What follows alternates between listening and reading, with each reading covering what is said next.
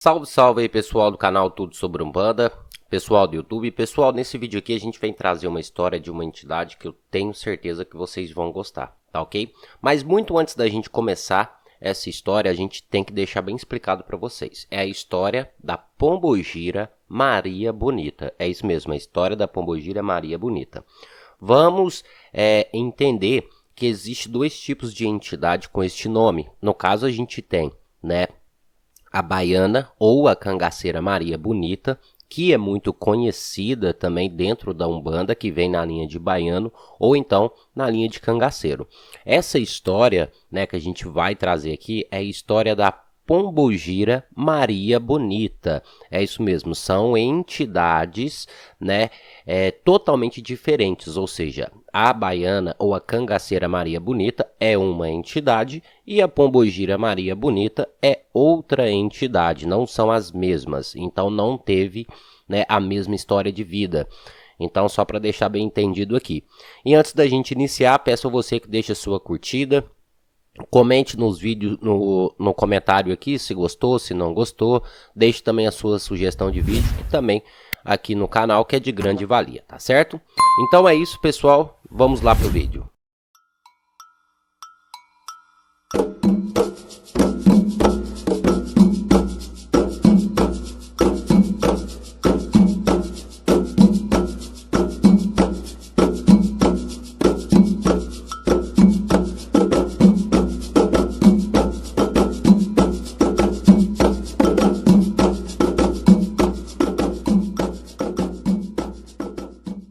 Vamos lá, pessoal, ó, Pombogira Maria Bonita, também conhecida em vida, é claro, como Maria, que era o seu nome de batismo, ela nasceu na Bahia, né, por volta dos anos de 1967. É isso mesmo, pessoal, 1967. Isso mesmo, não é uma entidade tão velha assim, né, como a gente acostuma ver, mas, porém, ela já teve várias reencarnações, ou seja, sua última reencarnação foi em 1967, mas ela já teve outras reencarnações, então o seu espírito, é claro que tem muita experiência. Vamos lá. Diferente da Pombogira, quer dizer, diferente da cangaceira Maria Bonita, né, da baiana Maria Bonita, esta pombogira, pessoal, ela teve família e não chegou a fugir para o cangaço, né, a fugir com lampião, nada disso, né? Seu nascimento foi comum, ou seja, um nascimento normal, onde ali ela vivia junto com mais 3 irmãos. No caso, ela era a única menina da família. Uma infância comum, é claro, porém com muitas brigas, né, com os irmãos, devido a ciúme, é claro, muito mais. A única menina, né, a única filha mulher.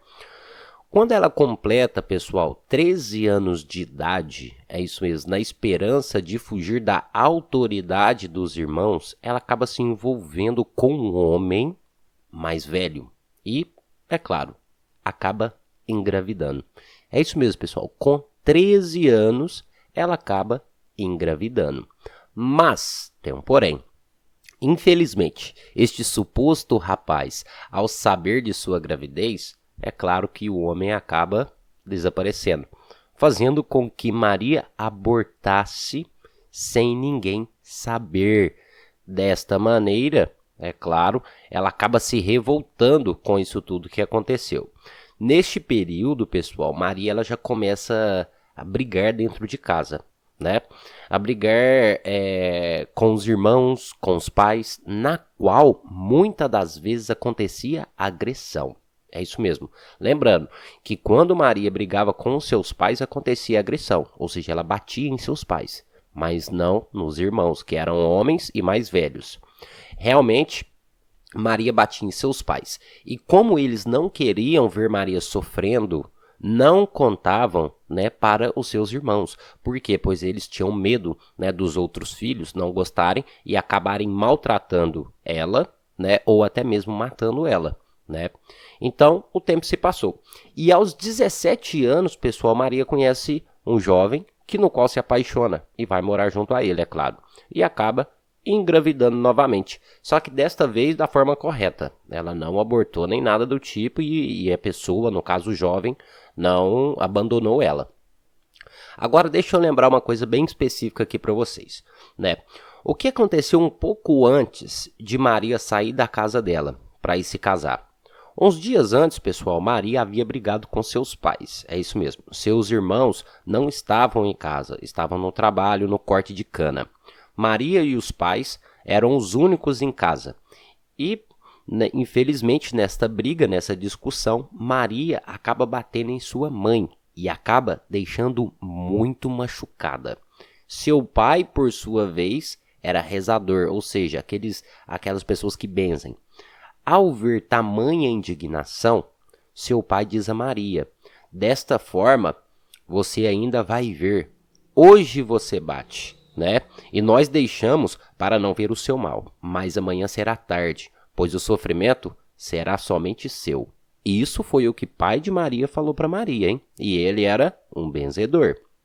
Pois bem, Maria ficou grávida e ao completar 8 meses de gravidez, ela acaba perdendo a criança. É isso mesmo, por problemas de saúde, né, pessoal? É claro, ela tinha abortado com 13 anos, com certeza ela deve ter feito algo, né, fora do comum, e o seu útero já não segurava mais criança. Então ela acaba abortando aí com 8 meses, né, perdendo aí a criança. Mas calma, né? A criança que ela abortou era um menino, era um homem, e seu esposo desejava por demais ter um menino homem. Mas tudo bem, né? Vida que segue. E vamos lá, o tempo se passa e depois de mais 2 anos, Maria tentando engravidar, é claro, para agradar o homem, enfim, ela acaba engravidando. Desta vez, ela não perdeu a criança. Mas com um pequeno porém, pessoal, não era menino, e sim menina. Neste período, Maria já não tinha mais contato ali com seus pais e irmãos, né? E como havia falado, seu esposo queria um menino e não uma menina, né? Era muito comum naquela época os homens quererem, né, tipo um sucessor. Pois bem, não era de se esperar. Após a criança nascer, a menina, Maria e sua filha eram humilhadas, maltratadas e até mesmo sofriam agressão física do esposo, que não se conformava em ter uma menina. Maria, por sua vez, querendo proteger a sua filha, não revidava, pois tinha medo do pior, né? Vocês lembram, pessoal? Quando ela brigava com os pais e os pais não falavam nada para os irmãos porque tinham medo, era a mesma forma que acontecia. A Maria apanhava de seu esposo, mas não revidava, porque ela tinha medo do pior, ou seja, que pudesse machucar a filha dela. Então ela pensou: vou fazer o que é melhor para minha filha. Voltou à casa de seus pais, que ela não tinha nenhum contato. Ao chegar na casa de seus pais, se deparou somente com eles, e não com os irmãos. Então, ela entrega a filha para os pais, né, para os avós, para que os avós cuidassem dela, e voltou para sua casa. E quando seu marido foi brigar com ela, né, porque já era de costume, Maria revidou. E ao revidar, ela acaba tomando uma facada na barriga. É isso mesmo, ela tomou uma punhalada na barriga do esposo. É claro, ela mata o esposo, viu, gente? Ela toma a facada, mas ela mata o esposo. Então, mas ela ainda não morreu, ela não tinha morrido. O que é que ela faz? Ela voltou na casa de seus pais para dar aquele último abraço em sua filha. Mas chegando lá, ela encontra quem na entrada da casa? Os irmãos. Os irmãos na entrada da casa, que, é claro, impediram a entrada de Maria, devido àquela ocasião que tinha acontecido no passado, ou seja, quando Maria tinha batido em seus pais. Os irmãos ficaram sabendo daquele ocorrido e não deixaram com que Maria entrasse. E, infelizmente, Maria acaba dando seu último suspiro ali na rua, na porta da casa de seus pais. É isso mesmo. Maria não deu o seu último abraço, né, na sua filha. E para vocês verem uma coisa incrível, que praticamente o que ela fez com os seus pais foi o que ela sofreu. Mas chegando no plano espiritual, pessoal, seu espírito se recuperou de uma forma rápida. Por quê? Pois o próprio espírito já havia aprendido muitas lições ainda em vida, É isso mesmo. E uma delas é que tudo aquilo que se pratica é retornado ao praticante. Desta forma, ela foi encaminhada no trabalho de orientação, isso mesmo, para orientar espíritos perdidos, tá ok? Trabalhando assim na linha de Inhaçã. Tá aí, pessoal, um pouquinho da história, né, desta pombogira, né, Maria Bonita, e agora a gente vai falar um pouquinho sobre ela, sobre os seus trabalhos, e depois a gente vai falar sobre os seus médios também. Vamos lá, o seu nome, ele foi adquirido com o tempo, tá ok? Primeiro, ela era bonita e também destemida, como a própria Maria Bonita do Cangaço. Então é claro que o seu nome se assimilou, vamos assim dizer, né, se assimilou a Maria Bonita do Cangaço devido por ser uma pessoa bonita e destemida, certo? Seus trabalhos são voltados a pessoas que passam por problemas físicos e pessoas presas a vícios e que também sofrem algum tipo de violência. Conhecida também em seus trabalhos por não ter pena de dar para aquele o que é de seu mérito, seja o bem ou o mal.